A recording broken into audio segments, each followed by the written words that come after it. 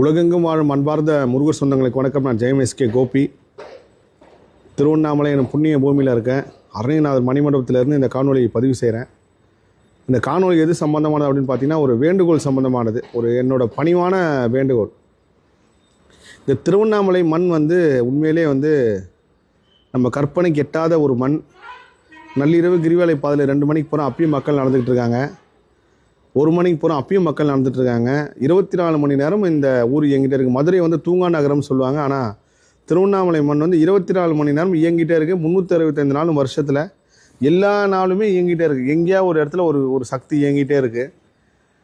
விடிய காலத்தில் போகிறோம், அப்பயும் மக்கள் நடந்துகிட்டு இருக்காங்க. 10 மணிக்கு போகிறோம் நைட்டு, அப்பயும் மக்கள் நடந்துகிட்டு இருக்காங்க. 2:30 மணி 3 மணி இந்த மக்கள் நடந்துக்கிட்டே இருக்காங்க. எல்லா ஊர்லையும் வந்துகிட்டே இருக்காங்க. திருவண்ணாமலை நான் எப்போ பயணம் பண்ணாலும் கம்பல்சரி 3 இடத்துக்கு தவறாமல் போயிடுவேன். ஒன்று சேஷாத்ரி சுவாமிகள், அதுக்கப்புறம் ரமண மகரிஷி, அதுக்கப்புறம் ஐயா யோகி ராம் சரத்குமார் ஐயா. இந்த 3 ஆசிரமம் கண்டிப்பாக நான் பார்க்காம போகக்கூடாதுன்னு என்னோட குருநாதர் ஒத்து, நானும் என்ன இதுவாக இருந்தாலும் நாங்கள் பார்த்துட்டு தான் போவேன். அப்போது சேஷாத்ரி சுவாமிகள் ஆசிரமத்துக்கு போகும்போது ஒருத்தரை சந்தித்தேன். சைபீரியாவிலேருந்து வந்திருக்கார். சைபீரியாவிலேருந்து இங்கே ஒரு சக்தி இருக்குதுன்னு உணர்ந்து சோஷியல் மீடியா மூலியம் பார்த்து, கூகுள் மூலியமாக பார்த்து எங்கெங்கே ஒரு 4 வருஷத்துக்கு முன்னாடி அவர் இங்கே வந்திருக்காரு. நான் அவர்கிட்ட பேசும்போது கேட்ட விஷயம்னா, உங்கள் ஊரில் இல்லாத சக்தியாக இங்கே தேடி வந்தீங்க, நீங்கள் கடவுளை தேடணும், கடவுளை பார்க்கணுன்னா இந்த பிரபஞ்சம் ஃபுல்லாகவே இருக்காரு, நீங்கள் அங்கே உணர்ந்துருக்கலாமே. இல்லை, அவருக்கு ஏதோ ஒரு ஈர்ப்பு இங்கே இருந்திருக்கு, கிளம்பி வந்துட்டார். இன்னும் 2 வருஷம் இங்கே தான் இருக்க போகிறோம், அதுக்கப்புறம் தான் அவர் ஊருக்கு போகிறோம் அப்படின்னாரு. உலகம் ஃபுல்லாக இருக்கிற மக்கள் இந்த இடத்துக்கு தேடி வராங்க. ஆனால் நம்ம ஊரில் நான் சில காணொலிகள்லாம் பார்த்தேன். திருவண்ணாமலையில் கிரிவலம் போகிறவங்க கிண்டல் பண்ணி பேசியிருக்காங்க. வடை சாப்பிட்டு கிரிவலம் போகிறான், பாப்கார்ன் சாப்பிட்டு கிரிவலம் போகிறான், சும்மா பேசிக்கிட்டே கிரிவலம் போகிறான். நான் என்ன கேட்குறேன்னா, சிவன் எங்கேயாவது சொன்னாரா நீ வடை சாப்பிடாம தான் என்னை பார்க்கணும், பாப்கார்ன் சாப்பிடாம தான் என்னை பார்க்கணும், இல்லை நீ பேசாமல் தான் பார்க்கணும் அப்படின்னு எந்த சக்தியும் சொல்லலை. சிவபெருமானும் அப்படி சொல்லலை. சிவபெருமான் எந்த நிலையில் வணங்கினாலும் வணங்குவார். நான் என்ன சொல்கிறேன்னா, இப்படிப்பட்ட எல்லாருக்கும் ஒரு விதமான பக்தி. அவனோட பக்தி இந்த வடை சாப்பிட்டு போனால் சக்தி கிடைக்கிது, அந்த சக்தியில் நடக்கிறேன்னு நினைக்கிறப்போ அதை ஏன் எல்லோரும் கிண்டல் பண்ணுறீங்க அப்படின்னு தெரியல. அது மட்டும் இல்லாமல் அவன் ஏதோ ஒரு பொருளாதாரம் வாங்குகிறான். அந்த பொருளாதாரம் கொடுத்து வாங்கும்போது அங்கே இருக்கிற அந்த வாழ்வியல் சம்மந்தப்பட்ட மக்களும் ஒரு மேம்பாடாக அமையுது. அவன் நடந்து போகிறான், பேசிகிட்டே போகிறான். எந்த இறைவனும் இப்படி தான் வான்னு சொல்லவே இல்லை. நம்ம மனப்பக்குவம் தான். அதனால் இப்படி கிரிவலம் போகிறவங்களை கிண்டல் பண்ணாதீங்க தயவுசெய்து. அவனுக்கு சக்தி அதில் கிடைக்குதுன்னு நம்பி போகிறான். ஆக மொத்தம் நீங்கள் இறைவனை சேர்றது தான் முக்கியம். எந்த பாதையில் போகிறீங்க, கரடுமுரடான பாதையில் போகிறீங்களா, இல்லை செருப்பு போட்டு போகிறீங்களா, இல்லை பல்லாக்கில் தூக்கிட்டு போகிறாங்களா, பறந்து போகிறீங்களான்னு முக்கியம். சேர்ற மட்டும் இறைவன் தான். அது எப்படியோ எந்த பாதையை வேணாலும் அவரவர் விருப்பம், அவரோட பக்தி நிலையை பொறுத்து.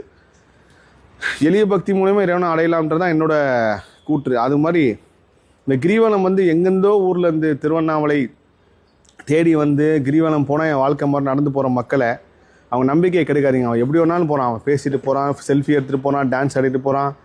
சில பேர் அங்க பிரதர்ஷனம் கூட போகிறாங்க. அதை கூட சில பேர் குறை சொல்கிறாங்க. பக்தி ஒவ்வொருத்தருக்கும் ஒவ்வொரு மாதிரி செயல்படும். நடக்கணும்னு நினச்சி நடக்கிறதே ஒரு பெரிய புண்ணியம் தானே. இந்த கலியுகத்தில் கடவுளை தேடி மக்கள் வர்றதே ஒரு பெரிய சிரமம். அப்படிப்பட்ட சூழ்நிலையில் அவன் என்னத்தையோ சாப்பிட்டு எப்படியோ போகிறாங்க. பக்தியை போய் கிண்டல் பண்ணாதீங்க தயவு செய்து. இதுக்கப்புறம் இந்த காணொலி யாருக்காவது போய் சேரும், யார் மூலயமாவது.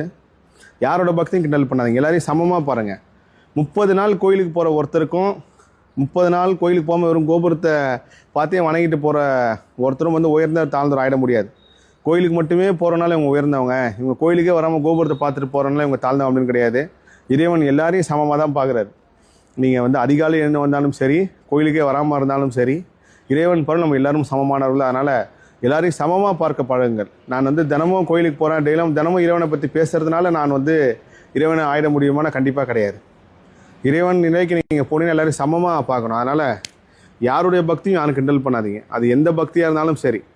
தெய்வத்தை போய் சேர்றதுக்கு எத்தனையோ வழிகள் உண்டு. அதில் இந்த ஒரு வழியை தேடி அவங்க போகிறாங்க. போகிற வழியில் ஒரு சாந்தமாக வயிற்றுக்கு பசிக்காகவோ எதுக்கோ ஒன்று சாப்பிட்டு போகிறாங்க. சொந்தமாக பந்தமாக எல்லாருக்கிட்டும் ஜாலியாக நண்பரோட பேசிட்டு போகிறாங்க. எத்தனை யங்ஸ்டர்ஸ் வராங்க திருவண்ணாமலைக்கு, பார்க்குறப்போ ஆச்சரியமாக இருக்குது.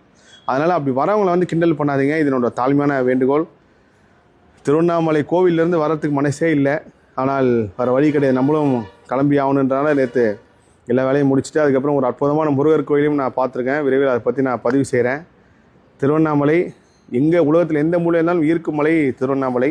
எல்லா புகழும் முருகனுக்கே. நன்றி.